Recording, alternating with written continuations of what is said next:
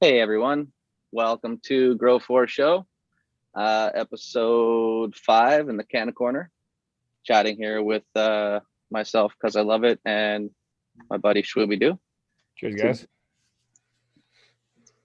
Today we are chatting a little bit about what we would call setup for success. This episode will be based on early to mid veg. We'll talk a little bit about any of the techniques that we use or have adapted from maybe other growers through the years. We'll talk a little bit about seedlings and cuttings and everything that you need to do, or hopefully most of the things that you need to do to get your plants ready to flip the flower. We will do a small section called late veg, and we'll kind of call late veg and transition to flower, and then we'll do flowering. But right now we're going to just talk a lot about our setups for early veg. First, I'd like to give Shwoob a second to say hi and introduce himself. How's it going, Shwoob? Cheers, everybody. Pretty good. First week of the new job went down. Awesome. Pretty good. Pretty good.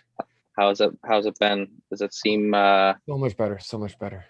is it better They treat environment you like an or adult. good, that's fun. That's fun. It's great. Great. Good man. Yeah, not much changed around here. I did chop down what I had in my tent. I don't remember if that was last week, if I'd done it already before last week's show or not. But I am drying right now.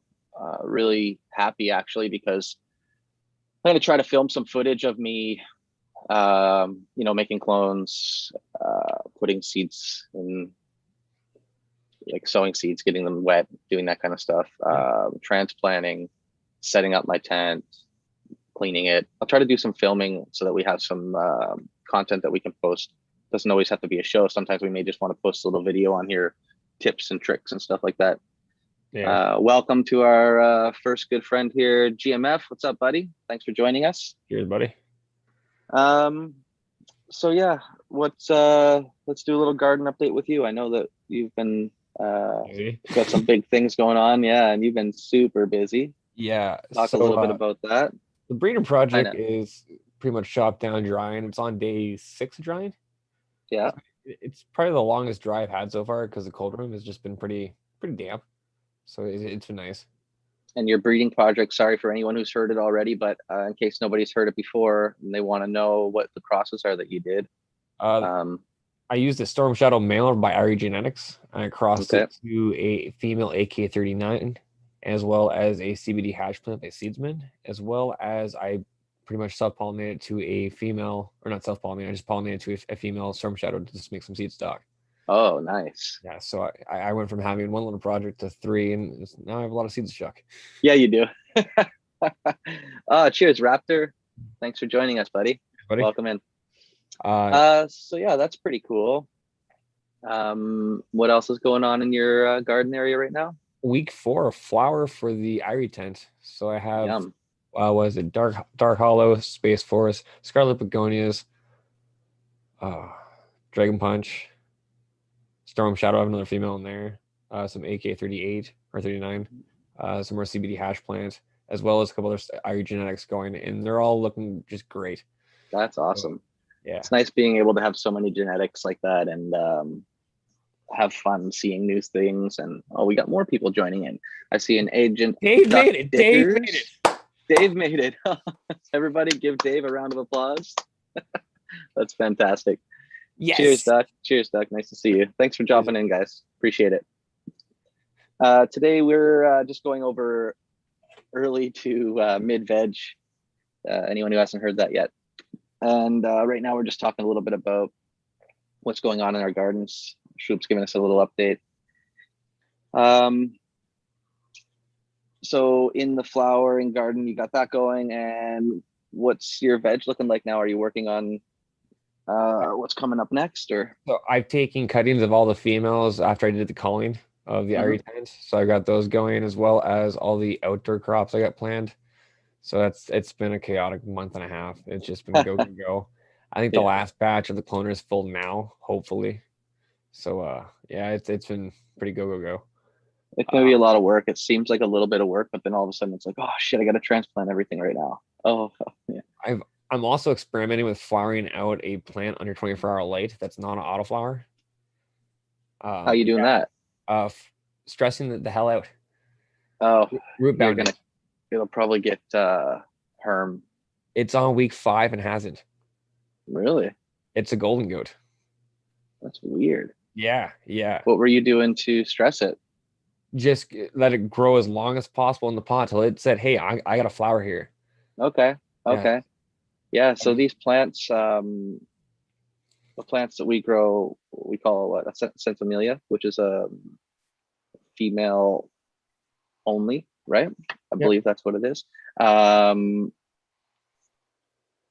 these plants are supposed to be perennial, so they're supposed to flower and then die, and they're really looking for seeds. So yeah, I could see them forcing themselves to bud out like that, and but possibly forcing itself a nan or two to pop some seeds. So let's see what happens. That's really Well, cool. that's what I'm curious of because the first mother had the golden goat. I stressed it the hell out. I put it through high temp for a week. I droughted it for 2 weeks. The thing just wouldn't die and wouldn't hurt. So I'm like, okay, let's just let it go root bound. That's my next step. That's But so really far, cool. it's been stable, man. Like that 24-hour light. water just drink it like normal, and Yeah, it's getting the same size little baseballs. It's only in a 1 gallon, so yeah, it's I'm interested to see how yeah. that turns out. Oh, cheers, Lori and Aldridge. Welcome. Thanks for stopping by. Everybody. So Yeah. yeah, Oh, I got to clean it up a two-minute little bit, but warning, I'll post everybody, some pics. to 7:10 in the East Coast, and we're gonna hit a little dab here. Have one for me. I will. Okay, I'll hit a big dab then. So that's really cool. I've never seen anyone try to flower something out like that. I just want to see if I can make Yeah, it. without seed. There you go. Yeah, Thanks, Dave. I Yeah, just so really that's wanted to see how to cool. get stress this one. So and so far, it's been rock solid. So Awesome. I give him That's credit. really awesome. So let's talk a little bit about Early veg. yeah, let's get into it. So I when we guess say early veg, are we talking how many nodes does this plant have? Are we talking at well, five let's do a nodes? very quick brief talk about a seedling. Let's say the seeds already popped. We already talked about how we pop seeds. We did give a quick explanation on how we put seeds into the cups. Yep. And we both like to do the same sort of method with the paper towel, wetting seeds, looking for a tail. Once we get a 1/4 inch of tail, we put it into dirt and we wait for the seed to come up. Yep. Let's say that seed has come up. Let's go back to one little tip that I like to give everyone when you're putting your seed in your cup. Let's say this is your cup. Yeah, represent. Only put a little bit of your medium in there. So when you bury your seed, they pop up. They usually stretch a good 2 to 3 inches up really fast. Then you can backfill that area with medium again and give your seed some stability. So let's get to that point. So we got seeds. It's just got, let's say, 4 sets of leaves. So it's first set's a leaf and 2 more. We're at the point where 30 seconds. thank you. We're at the point where we're gonna get seeds into the cheers, everyone. 7:10 in the East Coast. I'm gonna hit a dab. Shroob can talk about what he would do with the seeds at this point. So seedlings at this point. At this point, if I notice it's not too branchy, it just got that single shoot. I'm going to start slowly taking some garden wire and pulling it down, just giving a little bit of arch. Maybe pinch the stem a little bit, not too hard, just to break it, make it so it's gonna beef up a little bit. Mhm. And I'm gonna make sure the fan's kind of blasting that thing, not full, not on full, but I'll make sure that little seedling's moving back and forth because I want that stem to be hardy. That's great advice. So what I'm picking up from what you're saying right now is that your objective at this point is to strengthen that seed. Yeah. And if you Foundation, can foundation. create a base for it. Exactly. So like he said with the fans, I always recommend when you're flowering or when you're growing to just have the fans not being very strong. But in this stage, I like it a little stronger than normal blowing actually on the plant. And that's the exact reason why, to build that structure a little bit. You also said something about pinching stems, which will you sort of crack the inside of the stem, but not quite enough to make it bend over, and that will create little knuckles in those points and actually nutrient highways, which we used to call them because it gets thicker in those areas. We'll talk a little bit about the old Kyle Cushman chiropractics a little later, and or if you want to see some recent videos of someone doing the exact same product process and very, very good at it, really good explanation. You can check out the Grow From Your Heart podcast last episode. He did some great exact same kind of techniques that I would do, you know, bending and breaking and popping, and there's some good cloning techniques on there. We'll do the same thing eventually. So at this point, you have a little guy in the solo cup and you're trying to build it. What are you waiting for? Are you waiting for a certain height to top? Do you top? All that kind of stuff. I wait Cheers, for everyone. Usually the fourth or fifth node at the top. Usually, if I know it's going to be like a sativa dominant plant, it's going to be really tall, I'm going to go for a fifth node. If it's a shorter plant, we go fourth node, like an indica. Just because I'll keep a general height. I've noticed if I do it at 4 for an indica, I'll usually get about a 2-footer because I veg usually 4 to 5 weeks. For a sativa, if I do it that way, I'm going to get probably about a 2.5 to 3-footer. So, cool. Yeah, just kind of knowing your strains. You want to explain to anybody what topping is or how you do topping? So when you have, sorry, Cap. When you have your seedling, you're going to have it probably about your main stem, your lateral branch coming out. That's node spacing. On the fourth one for an indica, where the 2 lateral branches come out, you're going to notice kind of just new growth come at the sides. I'm going to go in between the new growth and just chop that main stem. I'm not going to throw it out. I'm going to make that a cutting. We always recycle. Okay. I also use that to flower that out to see what sex it is, so I'm not wasting my time. If it's not a feminized seed, well, I'll still do if it's feminized seed just to be sure, but depending on the breeder. I should have brought a plant with me. I have lots of little solo cup plants with the cutting. We could point out areas a little better on the plant to talk about it. But yeah, I top. Sometimes I top the different ways. I kind of consider there, in my experience, I sort of have 3 different topping techniques that I would consider doing. One is like what you said, where I'll just go right to the stem and just pop. I can go down at any point in the plant where I see it branching off into 2 plants and just break that stem right off, and that's a topping. Yeah. I also do a topping like you and I had talked about before the show, what we call FIM. People call it FIM. It stands for fuck I missed. And what it means is you were trying to top, but you weren't going straight into the stalk. You were just trying to get just the node off, and you made a mistake and only pinched half the node. What that does is sometimes actually that top will turn into 2, and the 2 nodes that you would have topped down to will also be 2. You'll end up with 4 tops, or sometimes even more. And then I would say that there's the actual just popping the node off top, where you get just the node itself, but none of the branch. You just really lightly get in there and just knock it away. And sorry, I guess I kind of, within the last, I would say about 3 to 4 years, I've learned a new technique. So let's say 4 techniques of topping. This is the one that it's been kind of coin phrase of the GML technique, and GML being Grandmaster level. Some of his own videos, you'll be able to check it out, but instead of topping at all, leave the node there completely, and you go up to that branch and remove. I can't wait till next time we do this. I'm gonna have a plant with us.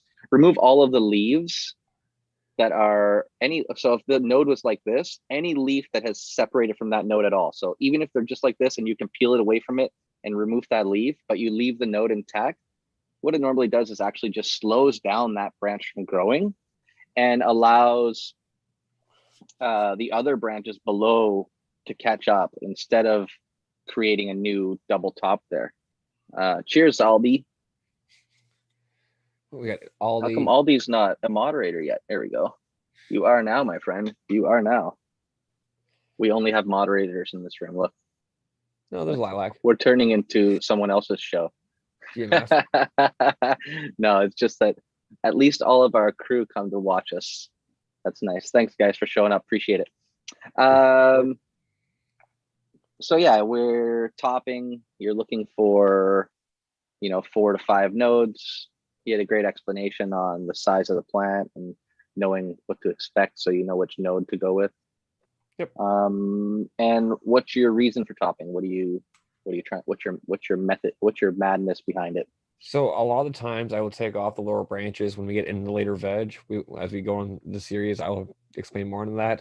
But doing so, I want to create as many tops as possible in a short time frame. Mhm. So I don't want a massive 12-foot plant. I'm indoors. I have a 6-foot tent. Like I'm max out of height. So I want to make sure I have a small space, but I yield drastically on the width side. I want it girthy. Girthy. Let's talk about girthy for a minute. No, just joking. What how high, like how tall, let's say let's not talk about pots. Let's say from the top of your pot, how tall do you want your plant to be before you flower, before you flip to flower? What's You're your talking about the pot. yeah, So, okay, just for theoretical explanation, we'll say 1 foot tall is eaten up, or 1 foot of height space is taken up by the plant or the pot. by the pot. Okay, yeah, So from a 6-foot space, I now have a 5-foot space to work with. that's I'm right. gonna go about a foot, foot and a half, and that's Mhm. as tall as I want to get that veg plant. Otherwise, I'll be in trouble with my lights. Yeah. And how far do your lights hang from the top of your canopy normally? So for early veg, I will get them actually pretty close, just to keep the warmth because I'm on a cement floor. Even though there's some Right. insulation underneath the tent, there's still some cold wicking, so I gotta be careful of my heat, my root zone. Mhm. But generally, it's like anywhere from 13 inches to 18 inches, and then as it goes on the later flower, I increase the height. Okay. Do you adjust light levels or just Full blast. My dimmer is buried in the driver, so I have to tear it all apart to get to the screw. okay? Okay, it's one of So those. Yeah. my general rule of thumb is I'll take my hand and I'll put my hand in front, right beside the canopy atop. If my hand it feels warm on the back of it, it might play too close. I'll back it off. When my Okay. hand's comfortable to stand there for more than 5 seconds, then we're good. Okay. Cool. And how close do you think you get it? To the What's the canopy, closest? Yeah, approximately but 20 13, inches. 13 inches. 13 is the That's closest really it'll be close. in early veg. And that's with what kind of light? SF 4000 by Spider Farmer. Okay. Wow, that can get pretty close during veg too. Yeah, yeah. Wow, it's really tight. I'd like to see what that is and like what kind of power they're getting hit with at that. I'll have to get a That's pretty medium. cool.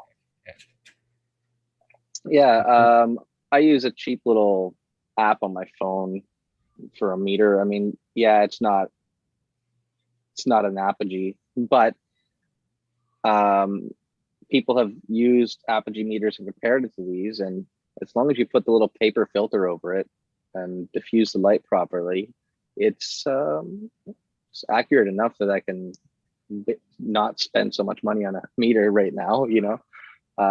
I've been using that. Works pretty good. I'll have to get it from you. See Yeah, what I think. it's called Photone, Photone. So just an app, and you just put in whatever kind of Photone. That's what it's called. You put in whatever kind of or photon, I guess. What about you? How close do you get your lights? And what kind of light are you using? So in my veg tent, I have a oh, cheers everyone, 420, Cheers. Woo. and that's 420 on the West Coast. Okay, so That's what you're puffing on, people. let me get a dab ready again.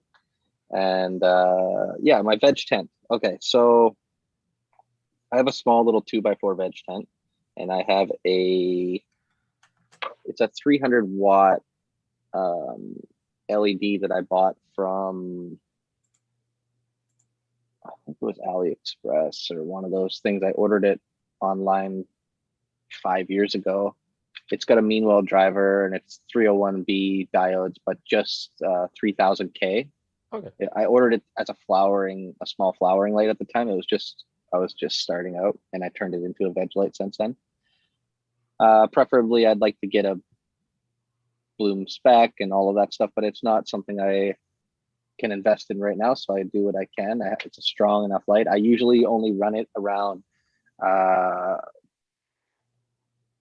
70% on the dial, and I'm about 20 18 to 20 inches from the top of my canopy, but it's a strong light for what's the space that it's in, right? So it's pretty strong. In my veg or my flowering tent, I get pretty close. I can get 12 to 15 inches depending on some of my tops. I don't like to be that close, but it can be.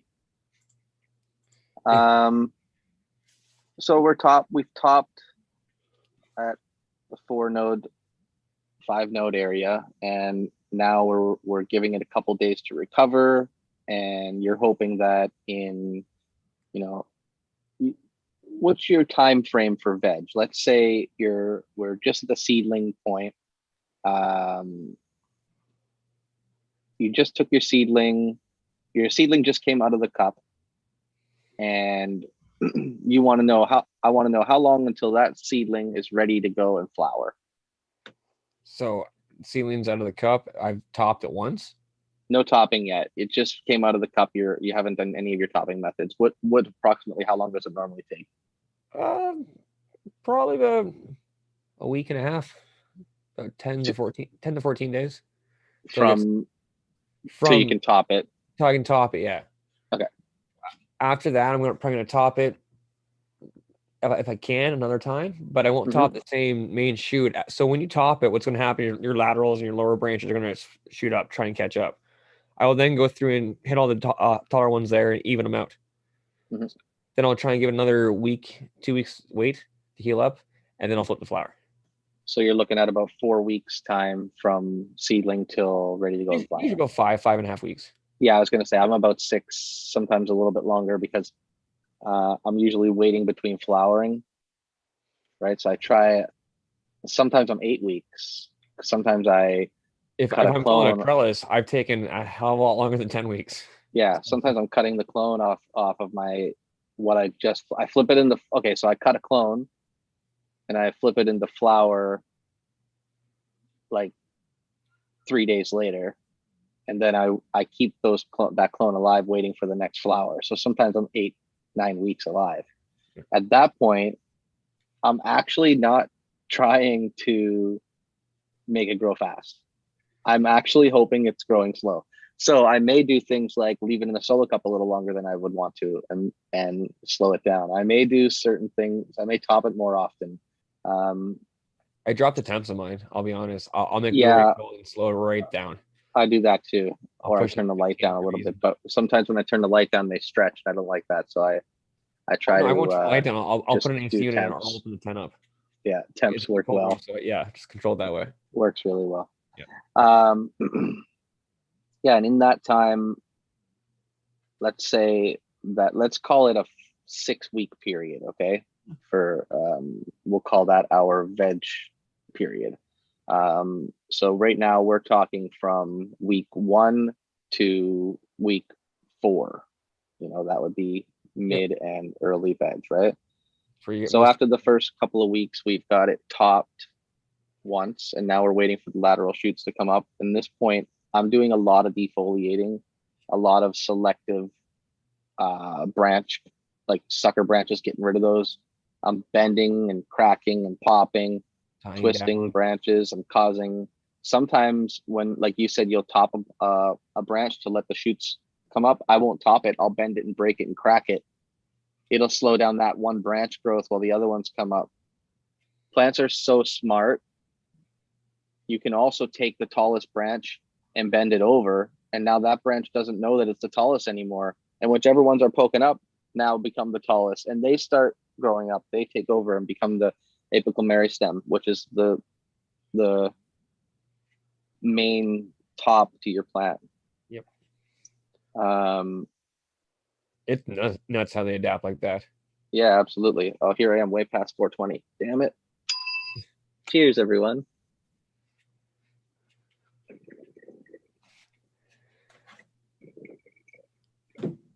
But yeah, so with your early veg, how many times do you try and top a plant? Like to get 2. If you can get 2, yeah. You end up usually with like anywhere from 6 to 8 colas or main tops. Sometimes, most of the time, I do one true topping at that 4 to 6 node area, and then I just do the GML topping method the rest of the time. That makes sense. There's less stress in the plant that way than trying to heal it up. That's when I want to get veg done fast. My biggest advice to people is if you're going to top, make sure to give your plant at least 10 days to heal up before you flip the flower. If you do it too soon, you will suffer in your yield. You don't think it's a big issue, but your plant's still trying to heal up. It's like if you break your leg and you're told in 10 days to go run a marathon. It's not going to happen. So nope. Better off let that plant show you it's good and healthy. Easiest way to tell is if you do a top, you'll notice initially when you cut it, you'll have that clear liquid coming out the top. I forget the actual term for it. I'm going to call it sap. Just we'll call it plant blood. Plant blood. There we go. So that scab will kind of brown a little bit, just slightly. And that once it goes brown, you'll notice the nodes beside it will start growing up faster. When I see at least 2 inches of growth from those nodes, I'm happy. Then I can fuck with it a little again. Yeah, it's that's pretty much the same with myself. Yep. What about sort of mid veg area? Let's say you've already topped now.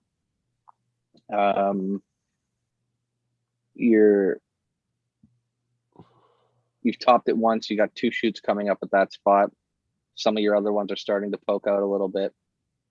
Do you have any techniques to make it so that your 2 tops don't get too much taller while you're waiting for the others to catch up?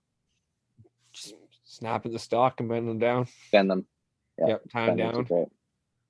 I'll get a little bit kinky with it. Just sprawl it right out. Yeah, take the plant and actually give it a little twist. Crack. You can literally hear it pop.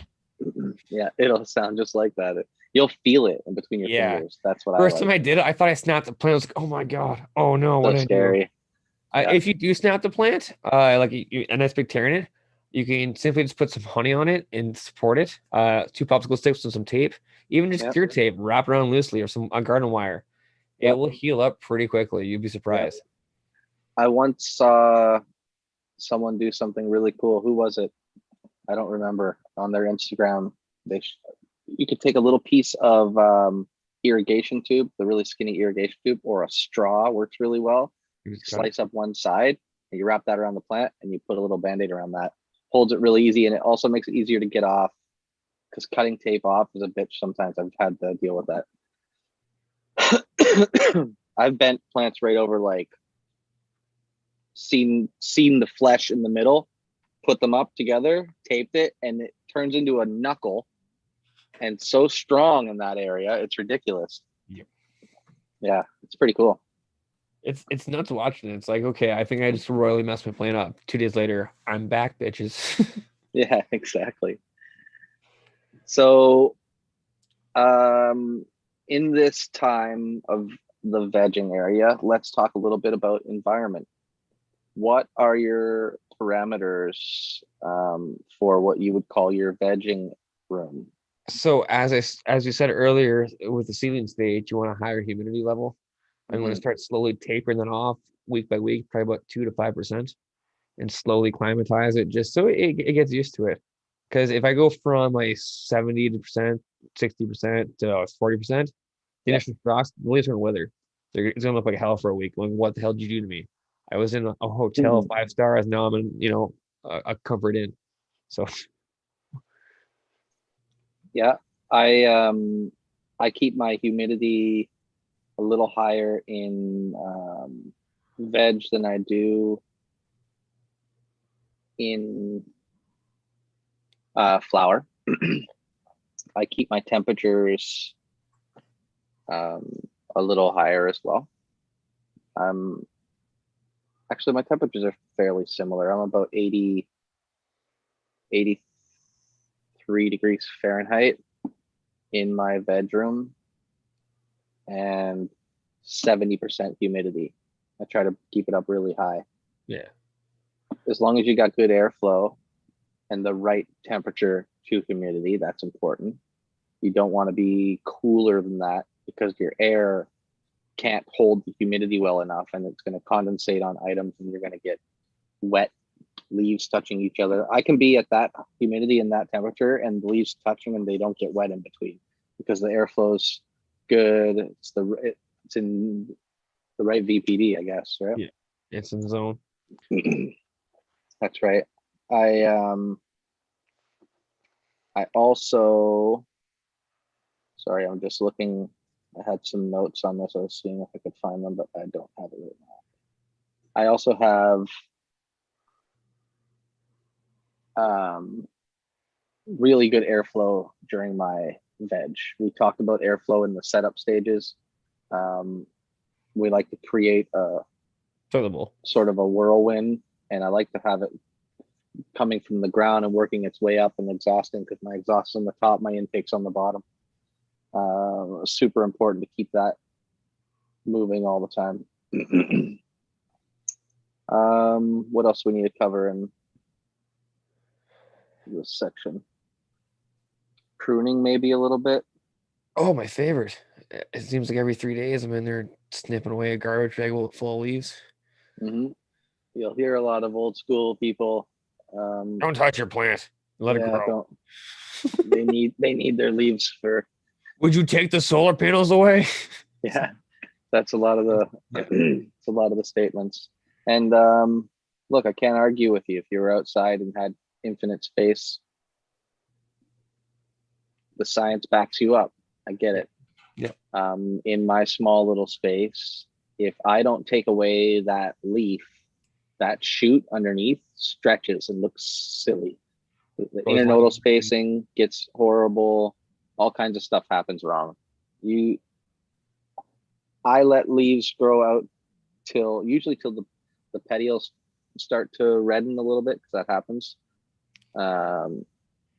But sometimes I'll get it out of there even before that. Do you want to quickly explain why the petals go red? Yeah, go for it. So essentially what happens, it's a good sign that the leaf's starting to use all the nutrients in that particular, or the plant's starting to use all the nutrients in that particular leaf. So then it'll go like a pink, purple, or reddish. And then as you notice, the edges will start probably going a little bit yellow. It's in between the veins. It'll start dying. So you just kind of circumvent that and you just take it off. Yep. Yep. Most indoor growers, space is a virtue, and if you can have something, like, I don't pull a leaf away to nothingness. I pull a leaf away to green something underneath it. Like, I always think, if I move this leaf, is something underneath it going to be there to photosynthesize? Because if it's not, then I'll leave that leaf there, because I understand they need it for the process. But that's my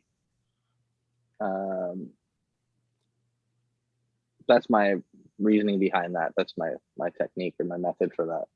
For the amateur growers, should they take off all the leaves all at once for their defoliating? Should they take off a certain amount? Is there things they should watch for? I'm asking you. So in my experience, we're talking veg, okay? So I look down my plant and I understand that my plant, or my light, if I'm lucky, has 18, 20-inch penetration, 24 inches of penetration, if I'm lucky. Good light penetration. If we have good light penetration, I look for staggering leaves. Okay, so when you got this, and like I said, if I can move this and there's still some good green underneath, then I would take it away. Let's say in a 12-foot or 12-inch or 18-inch deep canopy, looking down, I wouldn't like to see more than 4 to 6 leaves deep on top of each other, or else I would think there's too many in that area. It's hard to explain without kind of looking at it. I can't think of a method to describe it. But another thing that's been told to me and that I've worked with for a long time and I really like is inward facing leaves, the leaves that go into the plant, just pop those out. Yeah, let the ones that go out not in the way grow. Let the light penetrate in the middle, hit those nodes. Those nodes will grow into more branches and get you more tops. What do you think? So How would you describe that to a new grower? I do it a little bit differently, not too much. For instance, I strip the legs. So the first 6 inches of the plant, any leaf, any bud, node sides gone. From the bottom up, you mean? Yeah, Oh from the yeah, yeah. I do that completely. Lollipop it. So I'll clear out the first bottom. So we're saying an 18-inch plant for Yep. the veg. First 6 inches are cleared off. Yeah. Have Easily. enough airflow going through there because that one fan's in the ground level, blown across. Yeah. The next 6 inches will go. I might take off all the inward facing leaves, and I'll start on Monday, for instance, and I'll take 10% off. Next day I'll take 10% off. I won't take them all at once, so I don't shock the plant. Mhm. I have yet to shock a plant from fully stripping it, but I don't want to do it. So I just plan on the side So of in veg, I'm the same way. I do the same thing because I'm always looking for a nice even grow time. Yep. Yeah, I do the same thing. I don't overwhelm it. No more than 10%. Absolutely. Yep. In flowering, I do one major leaf strip in flower where I strip it down like 90%. Flowers a whole different ball game, man. Yeah. I'm constantly in there. Yeah. I'll do one real leaf strip, like wipe it clean, and then I do one later in flower where I pretty well wipe it clean. Anything that's got a stem, and the second time it's gone. Yeah. But yeah, I like, that's a really good number. I would say no more than 10% removal per day. Even if you thought that you wanted to really go hard on it, do 10% each day. Yeah. For 3 or 4 days in a row. And that way it doesn't get so tedious and strenuous. So we're talking for 4 plants here, and people think 4 plants stripping down, it might not be that much work. If you're going to take all those leaves, it's going to be a lot of work. You'd be surprised. Actually, let's go into it a little bit about how a couple of different methods on how someone might cycle a 4 plant grow. So I've been doing it for a little while. Pardon me. Like trying to be perpetual or trying to keep it going as much as possible. Whatever, I don't know, whatever kind of method you can think of, but only using 4 plants. So only using the 4 plants. I'm probably going to start with just 2 seeds. I'm going to keep it nice and simple. Are they going to be regular seeds or feminized seeds? Do I have an option? You can choose. Yeah, whatever you want. It's your grow. If I'm doing feminized seeds, I'm going to start with just a 1 strain, 2 seeds. I'm going to pop those out. I'm going to find my keeper of those 2. And by keeper, I mean I'm going to take cuttings of both, but I'm going to flower out those 2 plants and have the cuttings and veg, 1 of each. So now I have 4 plants. I'm going to flower those out. Whatever one I like the most, I'm going to keep. I'm going to keep taking cuttings of that and keep that one going. So essentially, that would be my mother plant, other than strain number 1. I'm slowly going to start cycling out new strains. So I went from 4 spots available to 3 spots, but I also have the 1 plant growing continuously. So there's the mother plant, there's the plant I'm cycling out for my grows, and then there's the new strain. So there's 2 new seeds for those. So then I'll cycle it once I find the keeper for the 2 new strains. So I just have a variety going. Mm-hmm. Usually it'll be so you have one that you know that you're going to have all the time, and then between the other 3, those are my new. I'll have cycling. Yes, I'll have the one that I'm always growing out. Mm-hmm. So I'm not keeping another plant. I'm flowering out, but I'm taking a cutting from that and using it for the next generation. Yep. Because we can't keep the plant count. Yep. So usually it's about, I'm gonna say, if I'm vegging out for 4 weeks, at week 5, so first week of flower or second week of flower, I'll take my cutting a little bit later. I know it sounds weird, but because the plant count and timing, it's gonna work in for your advantage. Because you gotta remember, A, we need somewhere to dry this cannabis. And B, there's got to be a little bit of a cleanup time in between. So you want to have a little bit of space in the tent to clean up. Yes, you can take all your plants out and clean your tent up, but it's easier just to have a spot cleared out, clean that section of tent, and cycle it through. So like, I'm not sure if I've kind of shown my tent on this yet, but my front section of my tent, it's my leaf stripping area. I'll cycle plants all the way around, and as they make their way around the tent, as they come forward, they get stripped, and as they go way back, they gain their leaves again. Cheers, You know, Spartan. we haven't done a like a show of tents yet. We should do that pretty soon too. Yeah, It's that's a good way to do it. I always have a hard time deciding on which method I'm going to keep, but um, I like the method of keeping 3 plants vegging and 1 plant flowering. Even I can even do that, and I can even flower that 1 plant in a 4x4 and fill it because I have enough time with those other 3 that are vegging to grow big enough that when I want to put it in there and flower, it flowers. So I don't quite perpetual where I keep my flower room in flower all the time and I'm taking things and putting things in and taking things out.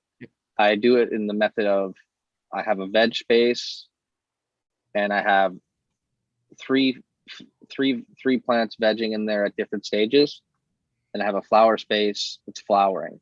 When I cut that flowering one down, I put a new one from my veg into there and I cut a new clone or I pop a new seed. Now I got 3 in my veg again and the new one in the flower area. And then I flower that one out. By that time, the oldest or the newest seed is going to end up with like 16 weeks before it needs to be, you know what I mean? So I have lots of time to cut it down and get it to whatever I want to do with it to make it go. And I just try to keep that going. Sometimes I only have 2 in the veg area so that I can make clones from one if I want to try something new. I do things like that. I That's a great way to do it, and I did that for a long time. It's also a good way if you want to buy fems and you're just popping seeds and you're not into keeping certain strains and that kind of doesn't matter to you. You're not like super picky. You just want grow your own weed. You can just pop 4 fem seeds, grow them, flower them, cut them. As soon as you cut them, pop 4 new. And I mean, it's a little longer of a wait, but you'd be surprised at what you get and how fun it can be. And you can make it easy on yourself. You could do the whole thing in one space, flower, veg. auto flowers. Yep, you can do auto flowers, which I've never done personally. If I'm going to do one But I'm gonna space, try. if I'm going to do one space and I'm going to have 2 feminized seeds, I'm going to wait till they're about halfway through their flower cycle and I'll pop 2 auto flower seeds just to Mm, fill that void in between. Because no matter what, if they're on a veg cycle or a flower cycle, those are going to do their own thing. So that's how you can might be a fit fun that way to do triangle it. differently. Yep. I think what we will do, Can I'm chat gonna have, suggest a breeder for auto flowers so I can look up some beans so we can actually do one for the show? yeah, that would be a good idea. If anyone has any suggestions, let us know. I would be willing to take space in my garden for one autoflower as well, or maybe even do a garden run of it for the hell of it. See, Might be fun.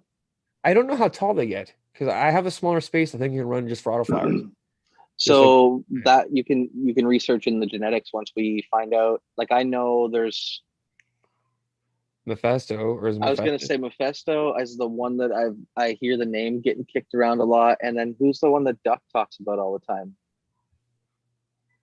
Duck, Asian you still duckweed. here? Yeah, If you're coming still in here, duck. tell us who you get autoflowers from. Whoever that is, His buddy from the beach. they're pretty good. Oh, 2020 Mendocino. Okay, okay. there you go. Thanks, Barton. Yep. Morningstar Seed Co. for autos. Okay, okay. Might be willing to try some of these. And everyone, make sure you're reading down in chat. Spartan's throwing down some knowledge right now on who some good places to get auto seeds from. I haven't run any, but I'm really interested. Sorry, I've heard that I would say over the last 2 to 3 years, I've heard more positive than negative about autos, which is really cool. And it used to be a lot more, man, they're not strong. They're not, they're not this, they're not that. Yeah, it seems like they come a long way. Yeah. I gotta admit, I've seen some photos of them, and the coloring and just the way the plant structure looks amazing sometimes. But I've also seen some that just make me go, nope. Mandalorian genetics. There you go. Canna Cheers, Noel. What's up? So yeah. Okay, cool. Yeah. Autos is a great idea. the floor plant count, I think to us it's like ridiculous and we're going like that's fucking stupid. But I mean, we smoke weed every day as a like I use it to medicate, not it's not only recreational. Okay. So it's a different feeling and a different view from us. Oh yeah, Oh, GMF, you're fast right. buds. There you go. Thank you. That's it, GMF. Yeah, I'm not sure who or what they are, but yeah, fast buds. That's totally it. um, I like what yeah, Alderich said with the 2 plants indoor, 2 plant outdoor for their plant count. yep, you can do that. You're Just, allowed to. The so only I know that our rules for outdoors, it just has to be out of sight. not in Ontario. There's other rules to that. You can't be so close to a school zone. If you Oh are, yeah, yeah. yeah. It Sorry, just I didn't even think about that. I hate to suggest it. Just take a minute and call your local bylaw and just ask questions. It's Yeah, literally yeah. here. I'd rather you take the extra step and not get your stuff and like not getting shit than just say, "Hey, I'm just gonna do it anyways." Fuck them. We should do an episode on that. Maybe just pop out all the we'll pre-print the provincial rules on Yeah. growing and even maybe the legal laws for each province and go over it because it wouldn't take us long. There's not many provinces, Yeah. right? We could do it really quick. It'd be a pretty good pretty good content, and we could get it right off of the government website, so we'd have good accurate Yeah. info. But yes, everyone, don't please take into consideration where you're at in Canada when you're making these decisions. Sorry that we didn't take that into consideration, but we're telling you to. That's good enough, right? Schwoob's in a different area than me, um, but I know one thing we can do. We can share weed and stuff. That's pretty cool. We can send stuff back and forth, Canada Post even though sucks. we're We do it. yeah, yeah. Takes a while, but we can do it. Um, yeah,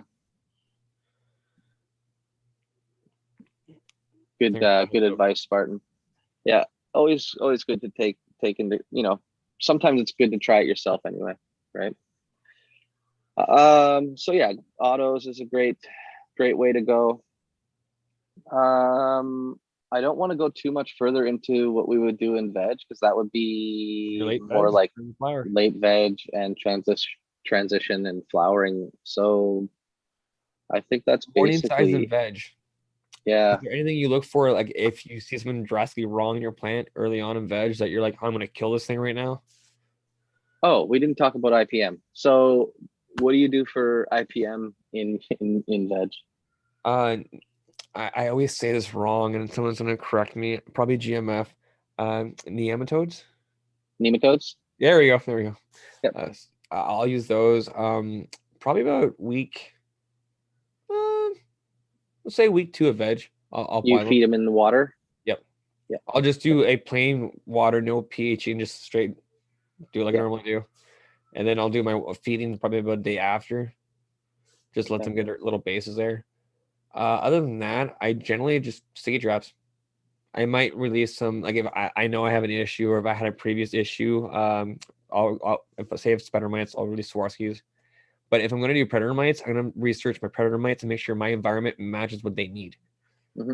Don't waste the money, people. Don't buy. Oh, I have thrips on the ladybugs, but unfortunately, your tent does not adequate for the ladybug life. So then you just kill them.